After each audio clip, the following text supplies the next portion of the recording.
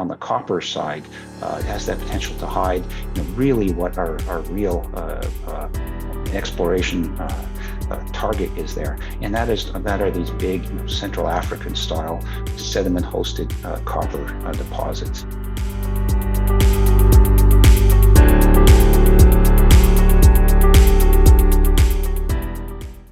Welcome viewers tuning into Assay TV. In this feature, we're catching up with Aston Bay Holdings, a company focused on exploring copper and gold assets across North America. And I'm connecting with Thomas Ullrich, the CEO and director of the company, of course. Hello, Thomas. Hello, Adam. Great to be here.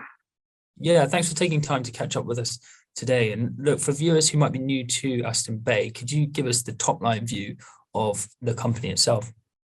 Sure. Yeah. Well, Aston Bay, really is in the business of discovering high-grade copper and gold in North America. We love North America, great jurisdiction. Copper and gold, fantastic commodities. Certainly, copper for an electrified society, in high grade solves a lot of problems. And discovery, and I think that's really the most important thing about us. We're in the business of discovery. We want to play in that early part of the exploration curve here. Where you make the discovery, where you get the maximum effect. In the shortest possible time frame. Yes, absolutely. Okay, well, look, why don't we hone in on some of the specifics and your projects? Let's talk about Storm Copper over in Nunavut. What can you tell us about the unique geology of this and what's interesting about this project first? Yeah, well, really, there's two very unique things about this. Obviously we're located very far north in Canada, but we are located just south of the former Polaris mine and just west of the former Nunavut mine. So even though it is far north and obviously you have some challenges with the weather, we know we can mine up there. It's been done before with base metal mines, and it is really a great jurisdiction to be working in. As far as the deposit type, what we really have up there, right at the surface is extremely high grade, both copper and zinc. We have a 43101 resource on a small zinc deposit up there. It's called Seal Zinc. It's fairly small. It's only about 1 million tons at the moment, but it's over 10% zinc with about 1.5 ounces of silver. It's right at the surface. It's right on the coast. Really a great indication of really what could be hidden at depth, and that's really a big part of the story up at in Nunavut for us, is that really everything that we've found pretty much so far is really just been sticking out of the ground, and that's why it was found. But really the sedimentation up there is all flat lying, and it really has that potential to hide something at depth, and particularly on the copper side, it has that potential to hide really what our real exploration target is there, and that are these big Central African style sediment hosted copper deposits. The thesis for those deposits, of course, is that if you can have a permeable horizon, that could be subsequently mineralized with copper or zinc. And of course, if these sedimentary horizons are not at the surface today, they're very difficult to see. And where we are at Storm Copper, which is our main copper target up there, we have significant copper at the surface, some pretty spectacular intercepts, over 40 meters of over 4% copper, 110 meters of 2.5% copper. But all of this is really just the copper mineralization that we think is in some of these faults and fractures that are really that come to the surface, but they're an indication of a very, very robust mineralizing system. And of course, if any of those faults, which are the plumbing systems, in these geologic systems, would have potentially intersected a permeable horizon at depth, one that we can't see today, that permeable horizon, could now be mineralized with copper or zinc. And really, that's the big target up there. And really, on the copper side, we're really attacking it on two fronts. First, on that near surface, very, very high grade copper, which we're actively working towards getting a resource on right now, and taking that towards production. But at the same time, continuing to explore for that potential real game changer of a sediment hosted style of copper mineralization at depth. Yeah, absolutely. Excellent. Okay, so why don't we unpackage that and focus in on the sort of strategy to which you're going to develop this two-pronged approach on copper. So what is the drilling campaign so far? What are some of these findings that you've got within near surface work you've done, and separate that from the exploration strategy to go further and wider? Yeah. Well, well, a very big part of our exploration strategy is our partnership with American West Metals. American West Metals is an Australian listed company. We signed essentially an earning agreement with them about 2 years ago, and they are a fantastic partner. Couldn't ask for a better group, to be involved here. They're smart, they're aggressive, and they're advancing the project very quickly, and we're very happy with them. And again, as I mentioned earlier, our let's say our exploration goals are aligned with American West. We both think the same way. They are advancing the project, on these two fronts. On the first front, with the shallow, sort of near surface drilling, and the way we're advancing that right now, it is currently actually just May 2nd right now, but we've already been drilling up on the project for several weeks already. We started in April. We've been fortunate enough to get a heli-portable RC drill rig up there, and what we're doing with that, we have 4 main zones of mineralization at the surface that have been roughly delineated with previous drilling. What we're doing with this portable RC rig is actually do the delineation drilling on these. We're starting on one of our main zones, the 4100 North zone, doing the delineation drilling required to take us towards 43101 JORC compliant resource by the year end. So we're essentially attacking the exploration problem really with 2 campaigns this year. This very, very early, for this far north spring campaign, doing RC drilling. And in addition to the RC drilling, we have some geophysical crews up there running some ground EM. EM, has proven to be very effective in finding these copper resources. Copper obviously conducts electricity quite well, and particularly the mineralogy that we have, chalcocite, is an excellent conductor and has proven very good for finding targets. And we're also doing ground gravity. We have some very compelling gravity targets that we've picked up from a previous airborne gravity survey that we flew in 2017.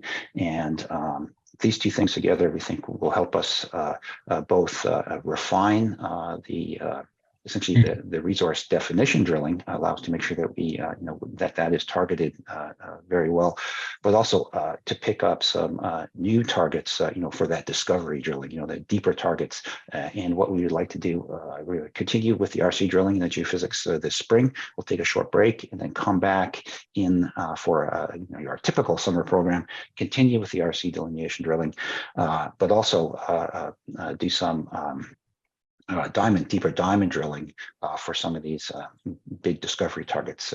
We already have several targets we'd like to hit, and we'll see what the geophysics turns up, either to refine those targets or to find new ones. Yep, excellent. So quite a lot on the horizon. And you talked about getting this asset up to the 43101 and the JORC compliance status. Is that sort of end of year, as you once you've concluded those drill bits in both the depth and width, as you mentioned? Yeah, exactly. We hope to get that out by the year end. In addition to that, in parallel, we've also contracted with a consulting group to help us do a couple of things. Actually, a couple of consulting groups. One, we've previously done essentially the ore sorting test work on some of the mineralized intersections. We're doing some more of that right now. We've shown we've been able to upgrade a 4% copper intercept into a 54% direct ship product. That's a very, very high grade, very marketable, absolutely world-class copper product, to sell. We're continuing to work on those beneficiation studies, and with the view to by year end to have a definitive flow sheet flow sheet for how that process will go forward. And then in conjunction with that, we are working with another consulting group, essentially to give us that roadmap and to start the baseline studies and the permitting for the operation that we hope to get permitted and underway up there. And again, that operation is going to be a very small footprint ore sorting facility. The ore sorting process is absolutely critical, for this project, really to make it work, because ore sorting is great. Again, very small footprint, very little energy input required to crush the rock. You don't have to crush the rock very fine. That's important. Doesn't create a whole lot of fines, doesn't create a whole lot of dust.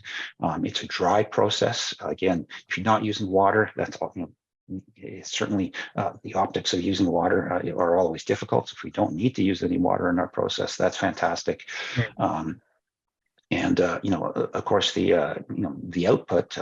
There's really, you are left with essentially your direct ship product, and then essentially the waste rock, which is almost sulfide free, very, very small sulfide content, and most importantly, no fine grained tailings, or no tailings at all.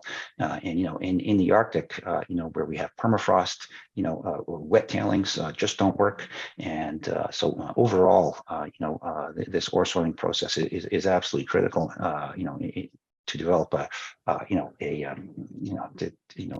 proposed operation, that we think is going to be, very hopefully fairly as simple as possible to permit, and perhaps something we get online, as quickly as possible. Yeah.